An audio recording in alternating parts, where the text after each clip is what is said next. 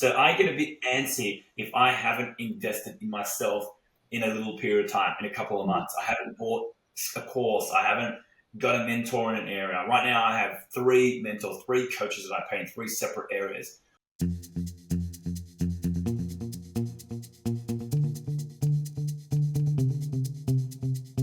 Hello, and welcome to Build Your Remarkable Practice podcast. This podcast is dedicated to chiropractors who are in the seasons of launching and building their practice. Join myself, Dr. Lona, and my co-host, Dr. Bobby, as we have conversations each week as it relates to building the practice of your dreams. And remember, you can have a remarkable practice as part of a remarkable life, not instead of one. We're here to lead you on the way. What's up, team? Welcome back to, I should say, Build Your Remarkable Practice podcast with myself, Dr. Bobby Lajasovic, and the amazing Dr. Lona Cook. Dr. Lona, g'day, as we say here in Australia. What's happening, lady? How you doing? How's your day? Good day. I'm going to use that. I am picking up your Australian language here and there, and from some of the other TRP coaches too. I love hearing how you guys describe things. A fortnight. I'm going to start using a fortnight. So it took me a little while before I was on calls and people would look at me funny whenever I said a fortnight, right? I just thought that was a term that we use everywhere, and people were looking at me and they're asking me, fortnight, what is a fortnight? So those of you guys who are listening to us across the globe, little did I realize that a fortnight actually means 2 weeks. So if we're going to see each other in 2 weeks' time here in Australia, we will say, we'll see you in a fortnight's time. I'm just thinking we're talking about my 9-year-old's favorite video game, No, I'm just kidding.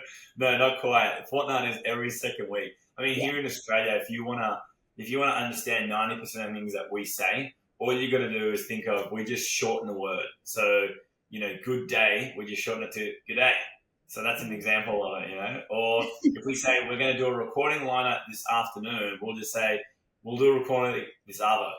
Okay, so this arvo is like in the afternoon. Okay, so make everything a little bit shorter, everything a little bit sweeter, a little bit more to the point. That's the just secret. practicing efficiency, right? Practicing efficiency. Exactly right. It's exactly right. So today we're continuing our third and final episode on money mistakes, or talking about when it comes to money, how do we manage our finances in chiropractic so that we can actually use it to build wealth. I was reflecting on this last week, and one of the thoughts that crossed my mind, and I continually remind myself this, I remind myself how in chiropractic we are super fortunate to be able to build tremendous wealth and make fantastic money, probably beyond many people's wildest dreams with what we do. Like, we're really fortunate with that. And if we use that money and we make our money mindset how it should be, we actually can invest that money and build tremendous wealth. We're talking like legacy changing wealth that you can pass on to different generations. And, it just goes back to the old saying that I think I heard Zig Ziglar say originally. And he said that in life, you can have anything that you want and that you desire if you simply help enough people get what they want and what they desire. And right now in our current society, there are so many people, I'm reminded of it constantly, that are sick and suffering and looking for a better way. They're looking for the chiropractic way. They just don't see it as chiropractic. So that's where our marketing comes into it. And we're going to do some marketing podcasts coming up soon, guys. One of my favorite topics in chiropractic, new patient acquisition. But they just don't look at chiropractic as that's what chiropractic is, right? They look at chiropractic as this is a solution for my back pain or for my neck pain or for my ailments, but they don't recognize it as the better way. And so mastering our money is fundamental, because money is stored energy. Money is an accelerant. Money does help a purpose to help us get that message out there.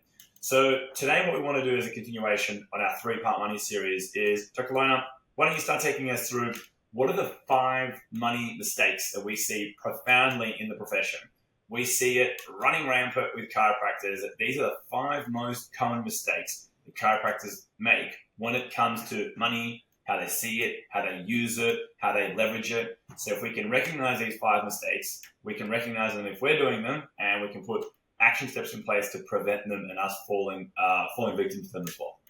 Sure, I'd be happy to. And I think, sometimes we avoid these conversations, but as Bobby and I have been doing the last few episodes, we've wanted to dive into them, because the more we can just see money as part of the equation, instead of it being good, bad, or goofed up in our thinking, the more that we can really use it to like create what we dream of and create the life we dream of and the practice we dream of. And like what Bobby just said there, helps so many more people too. So it's a win-win across the board.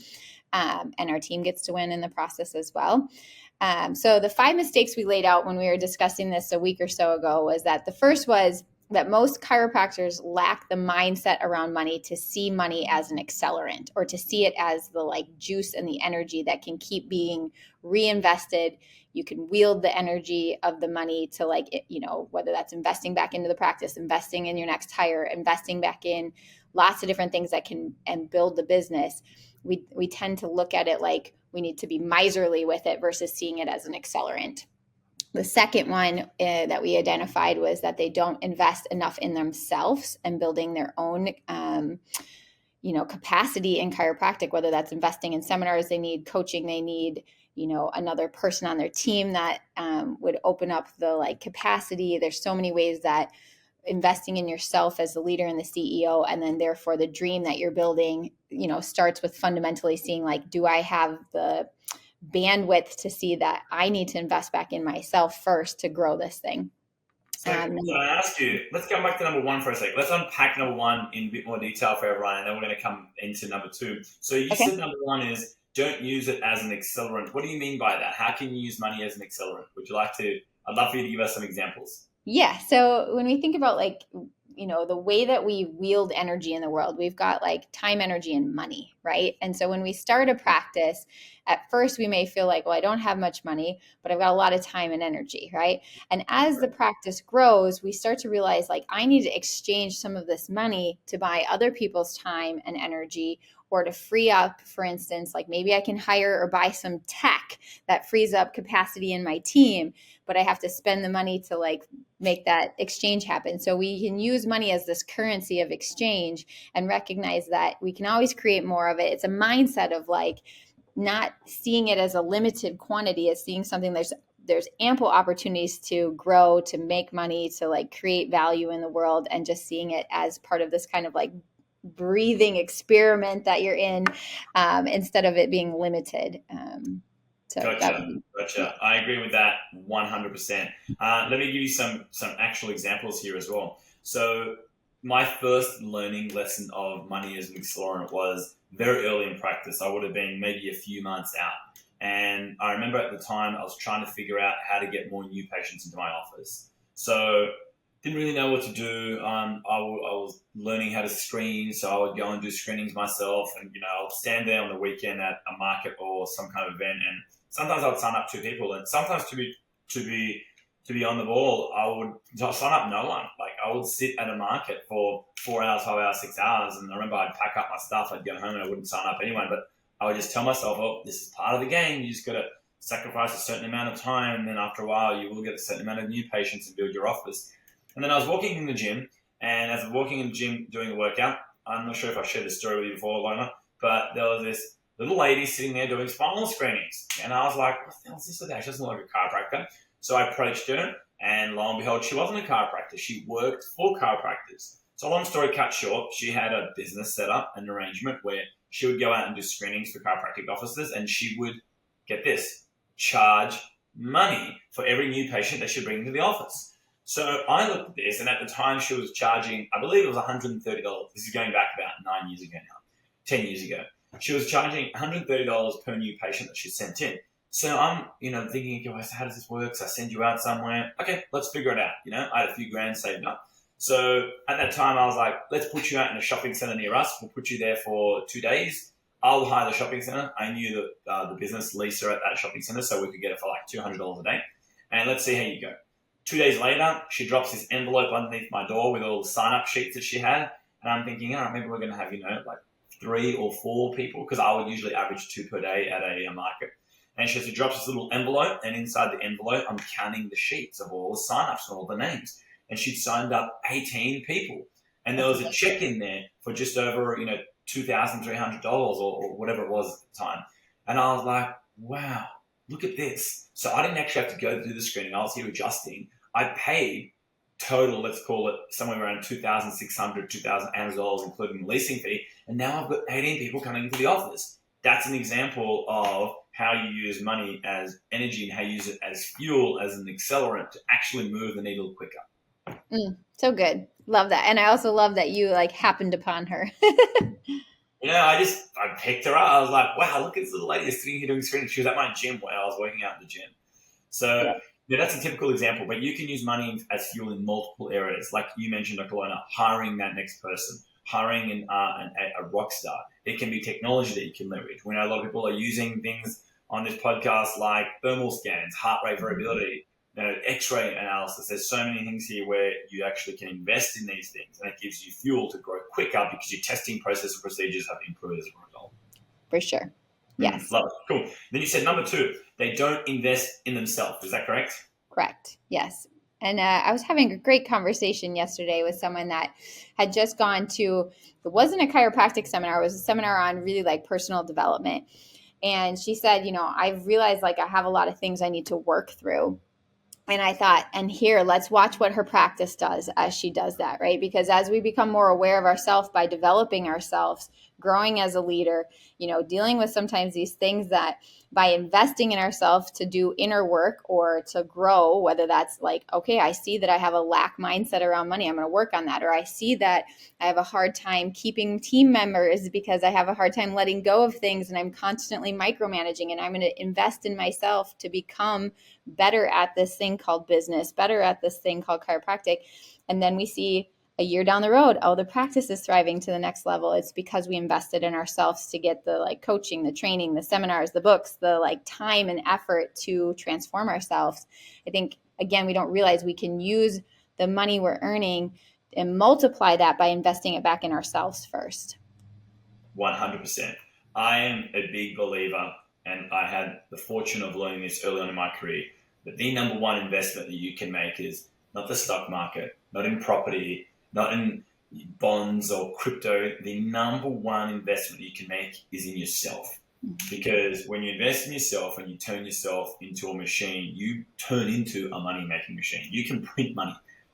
Money's not even backed by anything these days. So the reality is you can produce it and you can print it. How? Just by bringing more value into the world. You could sit on the back of this episode of this podcast, get inspired, learn something, okay, go and take action on the back of it. Say, you know what, I heard Bobby talk about screenings. Stuff it, I'm going to go and book in a screening this weekend.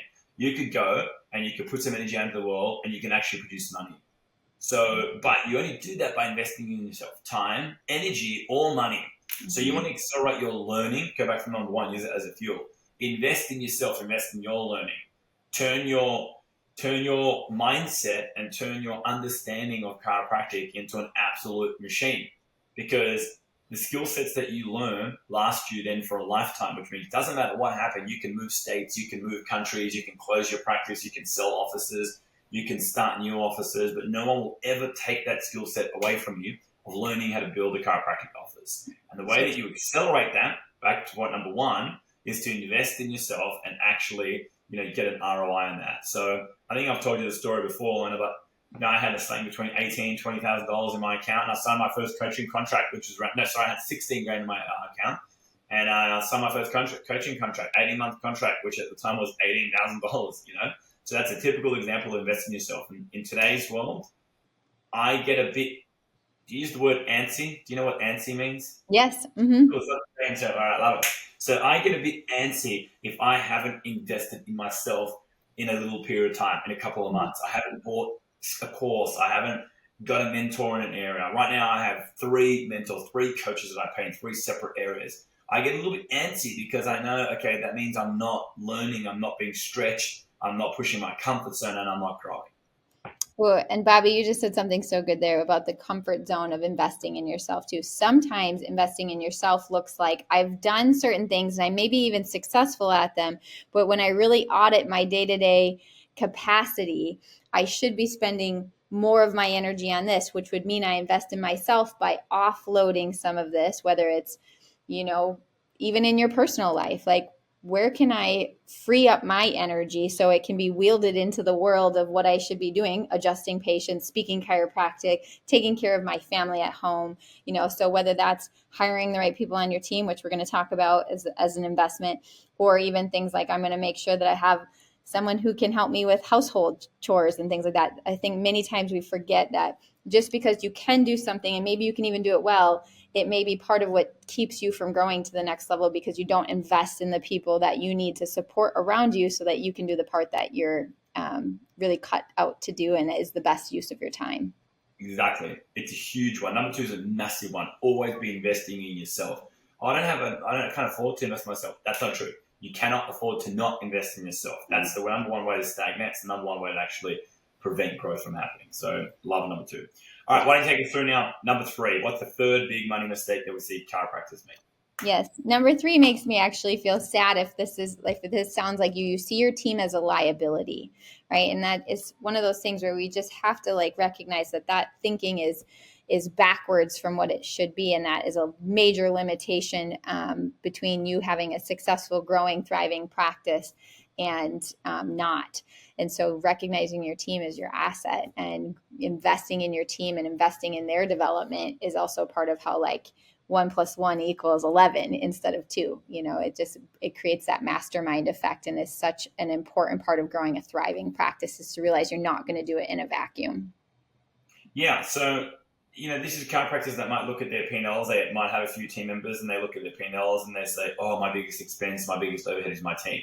Mm-hmm. Rather than looking at that amount that they're paying their team and saying this is an investment, it's actually helped me leverage and get to this point. And I only have a certain amount of time and a certain amount of energy in my day. And so the way that I 10x my production is I buy other people's time, other people's energy, and then I learn systems about how to find other awesome people that bring unique skill sets to my business organization. And that's how, at the end of the day, if you're looking at somebody, guys, that is your age, okay, or even younger, way ahead or perceived way ahead of where you might be. Sometimes we might think, oh, how's that possible? That they got help or they got lucky or they're in an area, right, that they got lucky. And sure, maybe that happens a certain percentage of time. But let me just tell you what it is the majority of time. Very simple, okay? They are just simply outworking the shit out of you. That's it, okay? So if you look at somebody who's younger or you look at somebody even, okay, whatever, who's more mature than us, okay, or the same age as us and that you can see he's crushing and you can look at this, okay, have a look around. I'm sure everyone sees people day to day that they look up to, they admire, they go, man, this person's on fire, okay? That person is just simply outworking the shit out of you.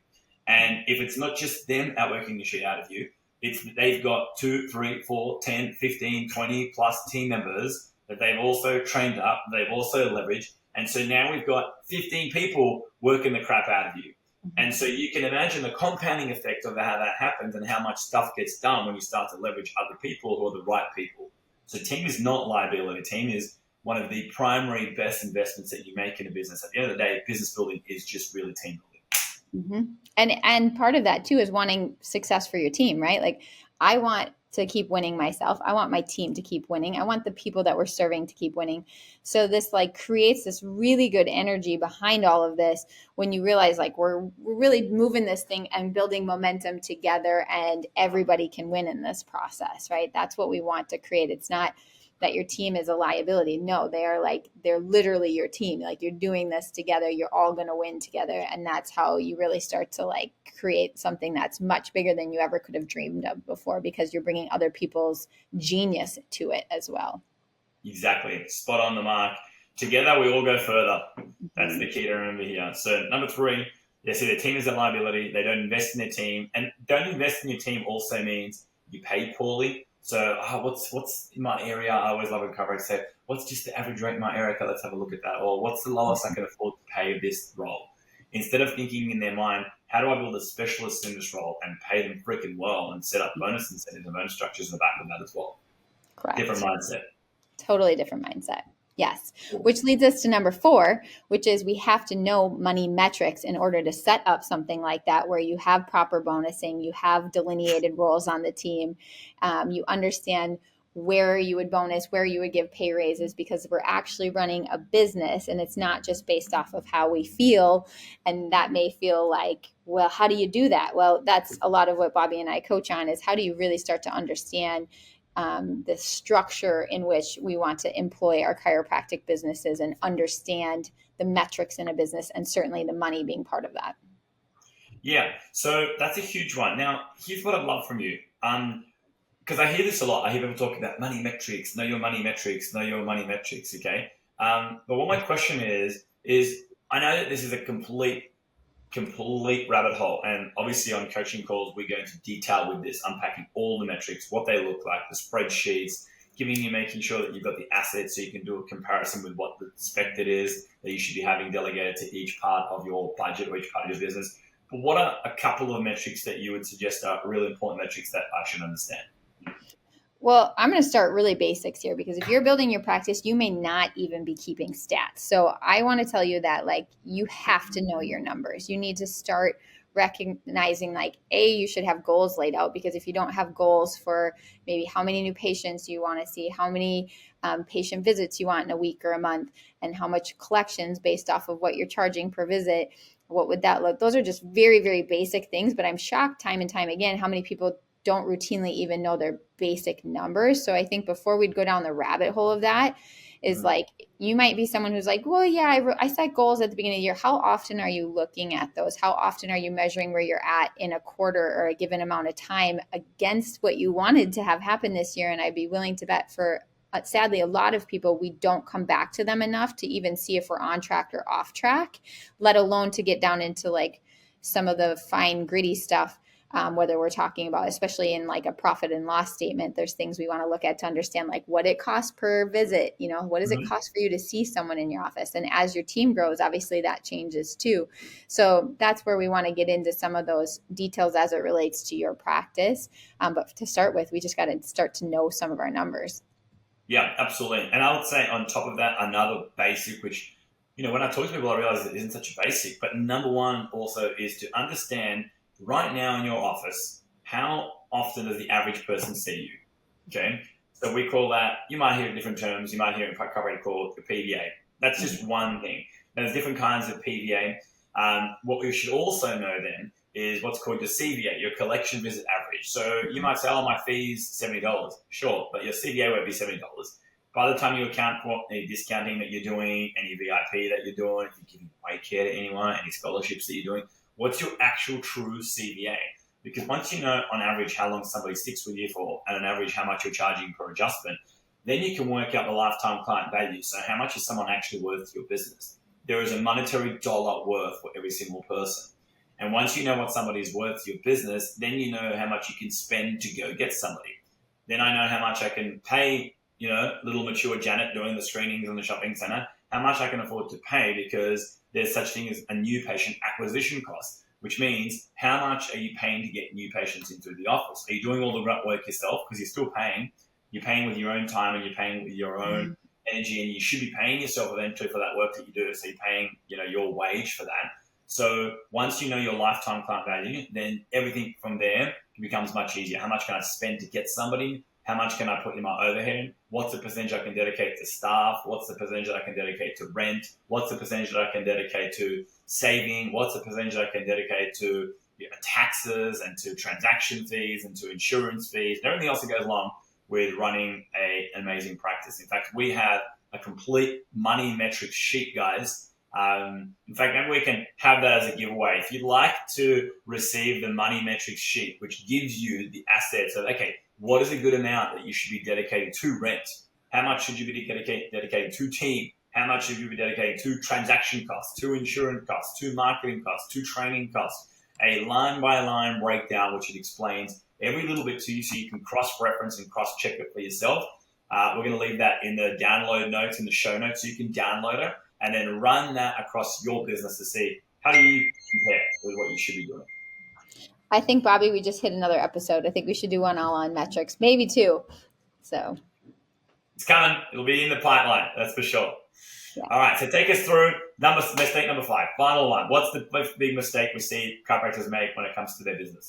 Yeah. And so you can see we kind of worked from bigger picture, you lack the mindset around seeing money as an accelerant. And now we're bringing it down into number 5, which is really ultimately, how does money roll into the practice? Through patient care, right? And people exchanging money in the form of like, I'm choosing to spend my money in this business to get great care. So we set up our financial plans in order for that exchange to take place. And if we set them up poorly, obviously that leads to lack of growth, and probably an office that's just barely getting by. So we see that time and again, that their financial plans are not set up well. Maybe they're not laid out well and they're confusing to the person, or they don't know the options on the table, or even worse, there is no financial plan laid out. And so having a clean, well laid out, easy to understand way for patients to engage in care and make financial decisions is obviously critical for growth. Yep, 100%. So properly laid out financial plans that are profitable.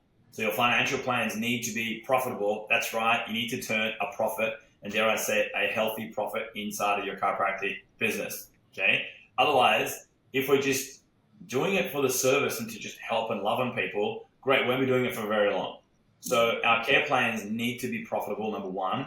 And then number 2, then they also need to be affordable. So if you want family wellness practice, great. What does affordable look like? And often chiropractors think affordable is much lower than what it actually is, because they sometimes lack the money mindset. And so they think, oh, what would I buy? It's not about them. It's about what's actually truly affordable. And we've spoken before on this podcast about how people go and blow money on all sorts of crazy stuff, from cigarette packets here in Australia that cost $50, $60 a packet. So the reality is your care plans have to be set up in a way where you're generating profit, because profit is what keeps the business thriving and growing. And I'm going to go ahead and say most chiropractors also on top of that, which leads to another deeper problem, is that they're undercharging for their care.